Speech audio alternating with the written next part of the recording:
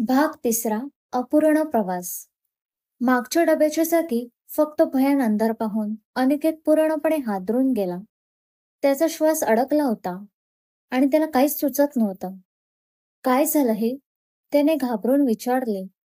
त्याच्या डोक्यात विचारांचं एकच काहूर माजलं होतं. मी एका भूत ट्रेनमध्ये अडकले की काय? त्याने विक्रमच्या खांद्यावर हात ठेवला आणि त्याला जोरात हलवलं. मला खाली उतरायचं आहे. तुम्ही ऐकताय? मला परत जायचं आहे. हे सगळं चुकीचं आहे. मला माझ्या घरी जायचं आहे. माझ्या आयुष्यात परत जायचं आहे. तो ओरडला. त्याच्या डोळ्यात भीती आणि पश्चाताप स्पष्ट दिसत होता.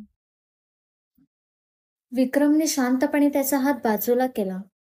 त्याच्या चेहऱ्यावर भीतीचा लवशही नव्हता. फक्त एक गूढ शांतता होती. या ट्रेनवर असे अनेक रहस्य आहेत अनिकेत, पण आपल्याला फक्त पुढे जायचं आहे. हा प्रवास तुम्ही अर्ध्यात सोडून जाऊ शकत नाही. विक्रमने पुन्हा तोच शांत आणि गंभीर स्वर वापरला. पण का नाही? अनिकेतने हताश होऊन विचारले. मी का थांबलो नाही? मी का पळून आलो? मला परत जायचं आहे. मला माझ्या आयुष्यात परत जायचं आहे. माझ्या आईवडिलांनी पाहिलेली स्वप्न आहेत आणि माझ्या होणाऱ्या बायकोला मी वचन दिलं आहे. मी हे सगळं अर्ध्यात कसं सोडून देऊ? विक्रम हसला. तुम्ही पळून आला आहात हे सत्य आहे, पण हा फक्त एका ठिकाणाहून दुसऱ्या ठिकाणी जाण्याचा प्रवास नाही. विक्रम म्हणाला. हा तुमच्या स्वतःच्या आत सुरू झालेला प्रवास आहे. तुमच्या मनातील प्रश्न संपत नाही तोपर्यंत ही ट्रेन थांबणार नाही. अनिकेतला विक्रमचे बोलणे ऐकून अजूनच भीती वाटू लागली. त्याला जाणवले की तो आता फक्त एका ट्रेनमध्ये नाही, तर एका मोठ्या संकटात सापडला आहे. त्याला परत जाण्याचा मार्गही नाही. तो खिडकीतून बाहेर पाहू लागला. स्टेशन येत होती आणि वेगाने मागे जात होती, पण ती सर्व अनोळखी होती. स्टेशनवर ना दिवे होते ना माणसं, फक्त काळोख आणि भयान शांतता. माझ्या आयुष्याला काहीतरी अर्थ आहे का?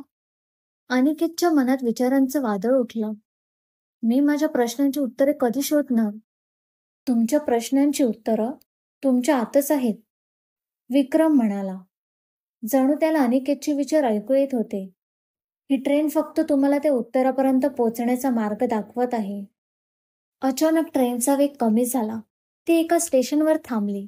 स्टेशनला नाव नव्हतं, फक्त एक जुनं भयान लाकडी प्लॅटफॉर्म होतं.